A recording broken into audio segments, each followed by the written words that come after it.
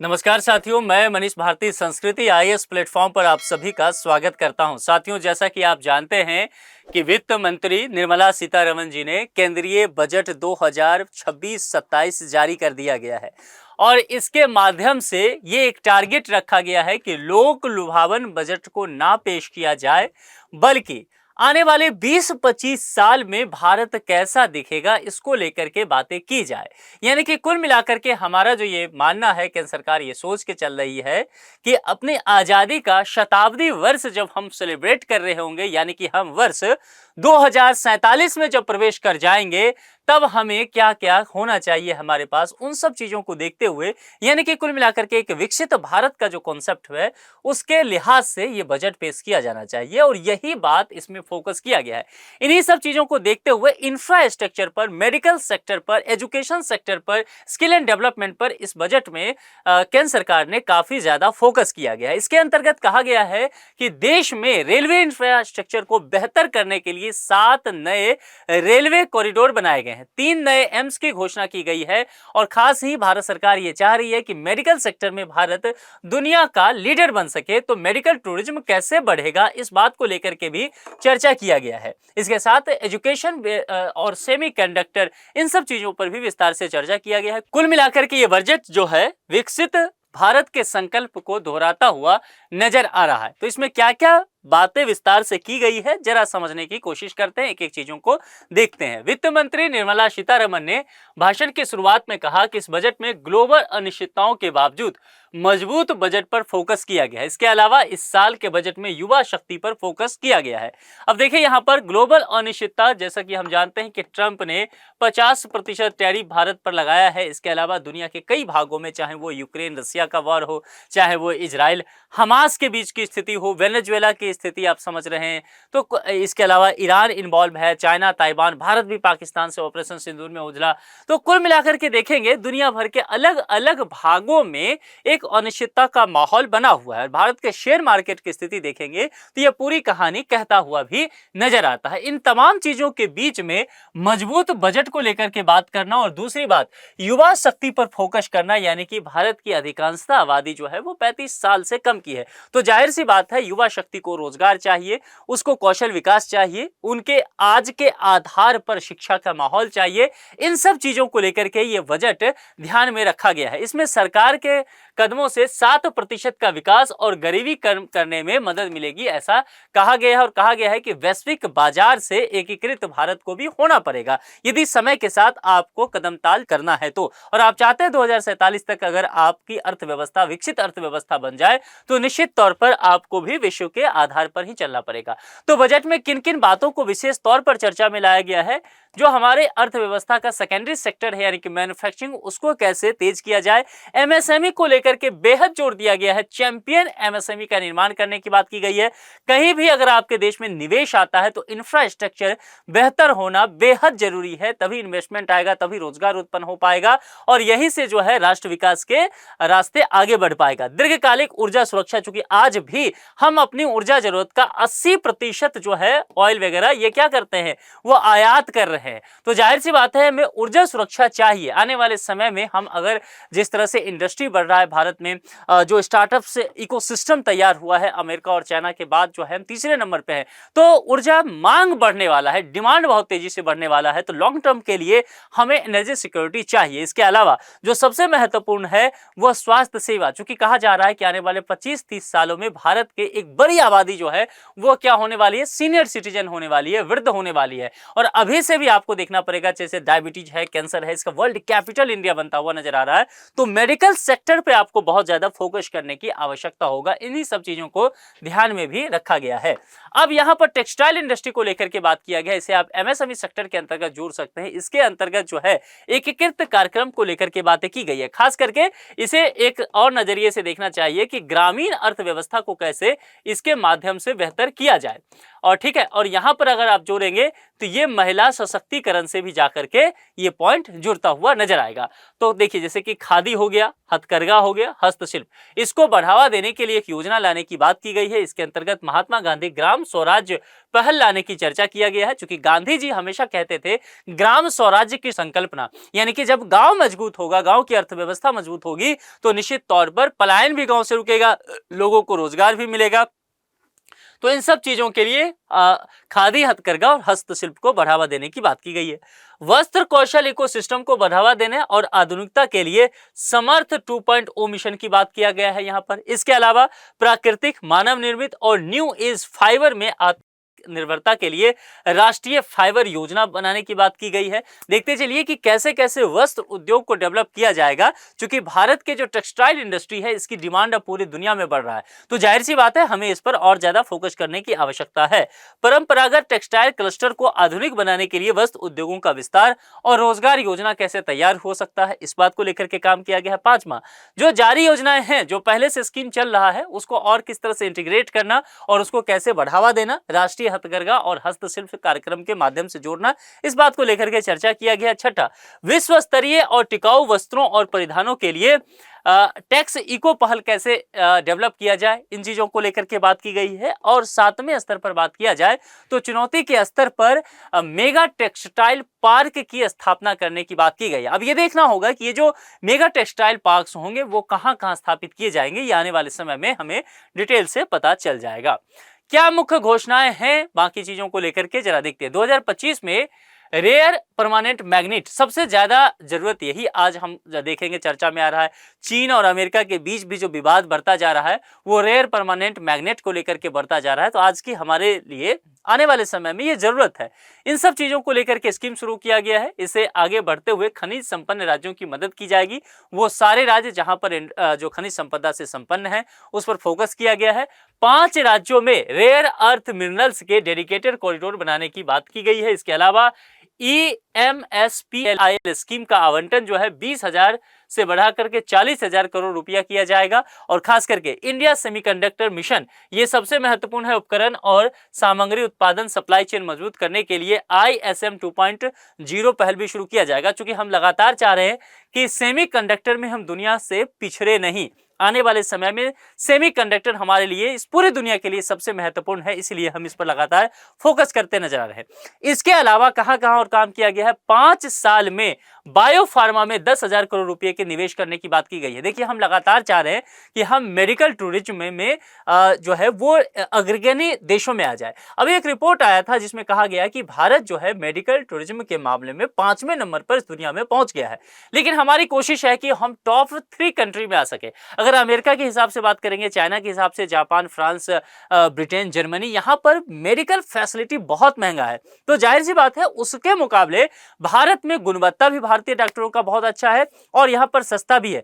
तो हम अगर कुछ पॉलिसी लगाएं, यहां पर अपने मेडिकल इंफ्रास्ट्रक्चर को बेहतर करें, तो निश्चित तौर पर ये इस मामले में, बायोफार्मा के मामले में हम बहुत बेहतर कर सकते हैं। और इन सब चीजों के लिए इन्वेस्टमेंट करने की आवश्यकता है, तो 10,000 करोड़ रुपए का निवेश इसमें होगा। इसके अलावा जैसा मैंने पहले कहा कि रेयर अर्थ मिनरल यानी कि दुर्लभ खनिज के लिए कॉरिडोर डेडिकेटेड रूप से 5 राज्यों में कॉरिडोर बनाने की बात की गई, जिसमें अंतर्गत देखा जाएगा कि आंध्र प्रदेश, केरल, तमिलनाडु और ओडिशा में कॉरिडोर बनाया जाएगा। एक और महत्वपूर्ण बात, कैंसर, डायबिटीज की दवाओं को लेकर के, चूंकि कहा गया कि कैंसर और डायबिटीज का वर्ल्ड कैपिटल इंडिया बन रहा है, तो ऐसी 17 दवाओं पर ध्यान रखिएगा, ऐसी 17 दवाओं पर कस्टम ड्यूटी फ्री किया गया कई राज्यों में। जैसे झारखंड का उदाहरण लेंगे, झारखंड में है कि चूंकि एक ट्राइबल्स जगह है, बहुत जागरूकता नहीं है, तो प्रत्येक वर्ष क्या देखा जा रहा है कि 30 से 40,000, ध्यान दीजिएगा जो मैं कह रहा हूं, 30 से 40,000 नए कैंसर पेशेंट पर ईयर जुड़ते जा रहे हैं।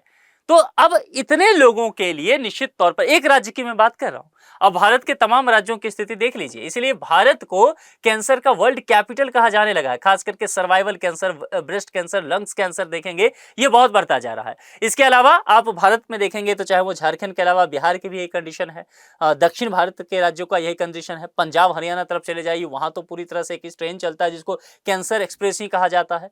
तो कुल मिलाकर के ये जरूरत हो गया था, इसलिए विभिन्न राज्य डिमांड कर रहे थे कि कैंसर की दवाओं को सस्ता किया जाए। अब कस्टम ड्यूटी चूंकि था तो जाहिर सी बात है वो महंगा होता था। इसके अलावा डायबिटीज, डायबिटीज की तो स्थिति यह हो चुका है इस देश में कि हर 10 में से 7 लोगों को डायबिटीज है, यानी कि डायबिटीज के मामले में भी हम वर्ल्ड कैपिटल हो रहे हैं। तो उसकी दवाओं को भी सस्ता करने की आवश्यकता था। तो कुल मिलाकर के ऐसी मेडिसिन पर जो कस्टम ड्यूटी लगता था, सरकार ने उसको कम करने की घोषणा कर दी है।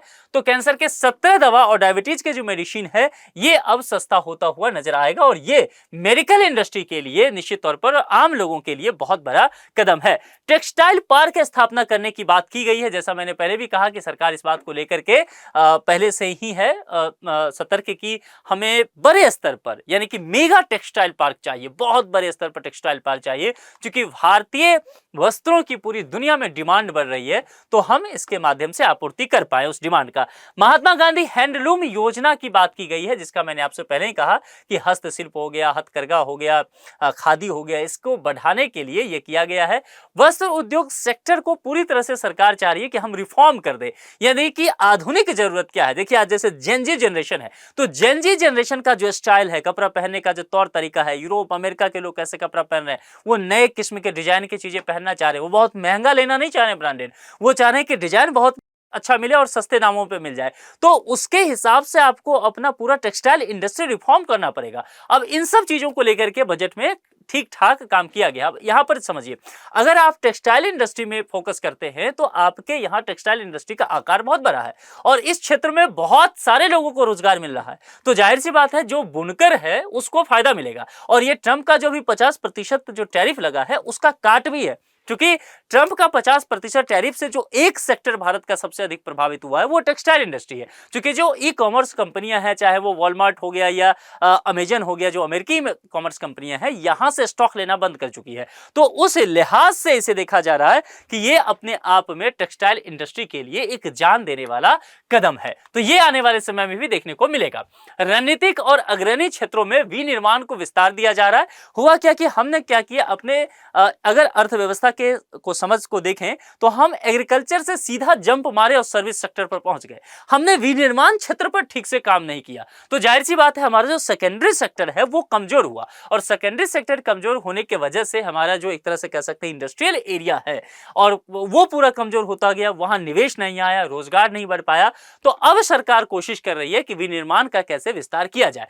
भारत को इसमें कई मामलों को लेकर के चर्चा किया गया है। जैसे मैंने पहले कहा कि वैश्विक बायोफार्मा विनिर्माण हब बनाने को लेकर के चर्चा किया गया है, जिसके लिए बायोफार्मा शक्ति योजना लाने को लेकर के बात की गई है। इसके अलावा इंडिया सेमीकंडक्टर मिशन जो ISM 2.0 है, इसका जल्द शुभारंभ किया जाएगा और निश्चित तौर पर कई राज्यों को इसका फायदा मिलने वाला है। सरकार लगातार चाह रही है कि सेमीकंडक्टर में हम ना पिछड़े, ये यहां पर फायदा होगा। तीसरा, इलेक्ट्रॉनिक्स कंपोनेंट विनिर्माण योजना के लिए परिव्यय बढ़ करके 40,000 करोड़ रुपये जो है वो किया जाएगा। इसके अलावा मैंने पहले भी कहा, ओडिशा, केरल, आंध्र प्रदेश, तमिलनाडु में समर्पित रेयर अर्थ कॉरिडोर बनाया जाएगा। 3 समर्पित केमिकल पार्क की स्थापना की जाएगी, जो केमिकल इंडस्ट्री के लिए एक बहुत बड़ा बूस्ट होने वाला है। इसके अलावा निर्माण और अवसंरचना उपकरण को बढ़ावा दिया जाएगा। कई योजनाएं इसको लेकर के लाया गया है।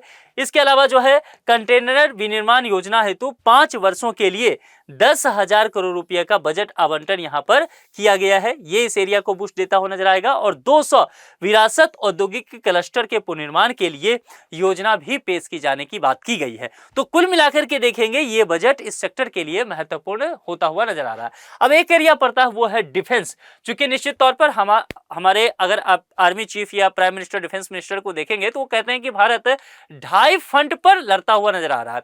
ढाई फ्रंट कहने का तात्पर्य हुआ कि एक पाकिस्तान हो गया, एक चाइना हो गया, आधा जो हो गया इंटरनल सिक्योरिटी, यानी कि जो नक्सलवाद माओवाद है, जो आंतरिक सुरक्षा इंटरनल सिक्योरिटी की बात की जाती है वह है। अब इस बार कहा गया है कि मार्च 2026 के बाद जो नक्सली हैं उनको और अधिक समय नहीं दिया जाएगा आत्मसमर्पण करने के लिए। तो सरकार चाह रही है कि एक मोर्चा जो है वो खत्म करे, लेकिन बांग्लादेश आपके लिए एक नया फ्रंट खुल गया है। तो निश्चित तौर पर देश की स्थिति को देखते हुए अगर बाउंड्री को मजबूत करना है तो आपको डिफेंस सेक्टर के लिए बहुत कुछ काम करना पड़ेगा। और डिफेंस सेक्टर बजट का निश्चित तौर पर सबसे ज्यादा आकर्षक एरिया रहता है। और डिफेंस सेक्टर में क्या होता है कि जब बजट दिया जाता है तो बहुत अधिक बजट राशि जो पहले से कर्मचारी हैं डिफेंस में जुड़े हुए चाहे उनका वेतन हो जाए या फिर पेंशन हो जाए, अन्न भत्ता हो जाए, उस पर ज़्यादा खर्च हो जाता है। अब उस पर अगर खर्च होगा तो हमारे जो उपकरण हैं, डिवाइस हैं, जो हमारे डिफेंस के चीज़ें हैं, टूल्स वगैरह, उसका आधुनिकीकरण करने पर, उसका नया खरीदने पर, उसके R&D पर, विनिर्माण पर कम पैसा फिर हमारे लिए बचेगा। तो इसलिए डिफेंस के लिए बड़ी बात हो जाती है, इस पर फोकस किया जाता है। रक्षा सामग्री जैसे हथियार खरीद के लिए यहाँ पर अगर आप देखे जाएं तो 2,19,306.47 करोड़ रुपया दिया गया है, जो पिछला बजट 2025-26 में अगर देखा जाए 1,80,000 करोड़ का प्रावधान किया गया था। इसे संशोधित कर 1,86,454.2 करोड़ किया गया है, तो उसमें भी विस्तार करने की बात की गई है। अब सर्विस सेक्टर निश्चित तौर पर हमारे लिए बहुत जरूरी होता है। जब मैंने पहले कहा कि हम एग्रीकल्चर से जम करके सर्विस सेक्टर पर आए थे, तो सर्विस सेक्टर के मामले में दुनिया में भारत अग्रणी है। हम कहते हैं ना कि हमारे जो देश के युवा है अपनी उंगलियों पर पूरी दुनिया को नचाते हैं, यानी कि IT और CS के एरिया में, कंप्यूटर साइंस के एरिया में हम पूरी दुनिया में बहुत आगे हैं। ठीक है, तो कुल मिलाकर के सर्विस सेक्टर को कैसे और बढ़ाना है, आज की जो डिमांड है, जो हम AI की बात करते हैं, जब हम आज के कहते हैं कि डेटा इज न्यू फ्यूल, तो आज के हिसाब से सर्विस सेक्टर को कैसे तैयार होना चाहिए, इस बात को लेकर के फोकस किया गया है। और इन्होंने बजट भाषण में कहा कि मैं education to employment and enterprise नाम की एक हाई पावर्ड स्टैंडिंग कमेटी बनाने का प्रस्ताव रखती हूं। ध्यान रखिएगा, एक हाई पावर्ड स्टैंडिंग कमेटी अब बनाया जाएगा और ये क्या करेगा, education to employment and enterprises, यानी कि आप पढ़ाई कीजिए, पढ़ाई करके किस तरह से रोजगार कर सकते हैं और इसके साथ साथ उद्यम कर सकते हैं, इस बात को लेकर के फोकस किया गया है, जो सर्विस सेक्टर को विकसित भारत का मुख्य ड्राइवर बनाने के लिए जरूरी उपायों की सिफारिश करेगी। सरकार का टारगेट है कि 2047 तक भारत का सर्विस सेक्टर वैश्विक हिस्सा का कितना प्रतिशत, 10% तक पहुंच जाए, जो निश्चित तौर पर अगर 10% तक पहुंचता है तो 2047 तक हम एक विकसित राष्ट्र में शुमार हो पाएंगे। और इसीलिए भारत सरकार लगातार जो है सर्विस सेक्टर पर फोकस करती हुई नजर आ रही है। तो कुल मिलाकर के अगर आप देखे जाएं तो मुख्य बातें जो इस बजट में रखा गया है विभिन्न सेक्टर्स को लेकर के, वो हमने इकट्ठा आपसे यहां पर चर्चा कर लिया। आपको क्या लगता है कि इस बार का बजट कैसा रहा, आपकी उम्मीदों पर खरा उतरा या नहीं उतरा? चूंकि इनकम टैक्स स्लैब में भी कोई चेंज नहीं किया गया है, तो आपके जो भी विचार हैं वो कमेंट बॉक्स में लिख करके मुझे बता सकते हैं। आज के लिए इतना है। जुड़ने के लिए आप सभी का बहुत बहुत शुक्रिया। संस्कृति IAS चैनल को सब्सक्राइब नहीं किए हैं तो सब्सक्राइब जरूर कर लें। जुड़ने के लिए बहुत शुक्रिया एक बार फिर से। Thank you so much.